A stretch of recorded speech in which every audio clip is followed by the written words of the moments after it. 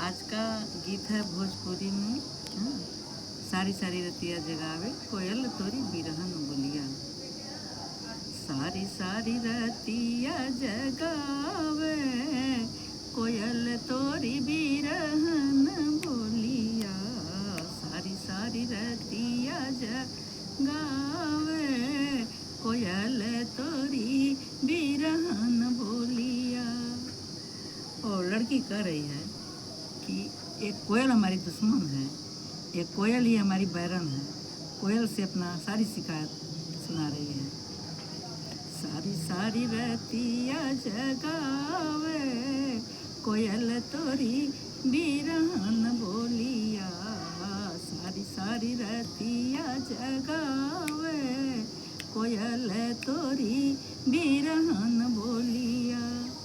एक तो डोलावे रामा पूरबी बयरिया, एक तो डोलावे रामा पूरबी बयरिया।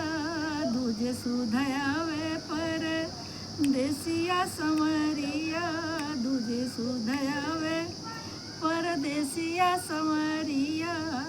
छन छन अगिया लगावे कोयल तोरी बिरहन बोलिया। छन छन अगिया लगावे कोयल तोरी बिरहन बोलिया। सारी सारी रतिया जगावे कोयल तोरी बिरहन बोलिया। फिर क्या कह रही है लड़की कि लुकी झुकी चाँद झाँके हमारी अटरिया।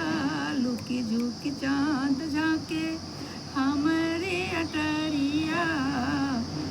मन के सगरवा में उठेला लहरिया, मन के सगरवा में उठेला लहरिया।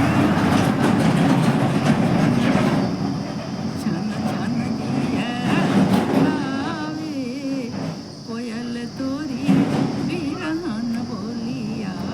छन छन जियरा जलावे कोयल तोरी बिरहन बोलिया।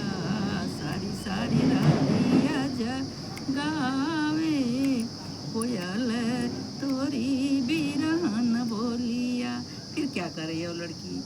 अरे तन तोरा करिया रे गलबा बसूरिया, तन तोरा करिया रे गलबा बसूरिया। सबका के रस देलू हमरा के महुरिया, सबका के रस देलू हमरा के महुरिया। छन छन जियरा जलावे कोयल तोरी बिरहन बोलिया। सारी सारी रतिया जगावे कोयल तोरी बिरहन बोलिया।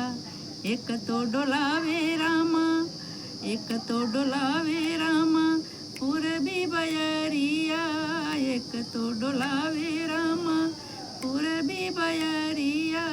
दूजे सुधयावे, दूजे सुधयावे पर देसिया समरिया। छन छन अगिया लगावे कोयल तोरी बिरहन बोलिया। छन छन अगिया लगावे कोयल तोरी बिरहन बोलिया। सारी सारी रतिया जगावे कोयल तोरी बिरहन बोलिया। अच्छा लगेगा तो कमेंट करिएगा, लाइक करिएगा।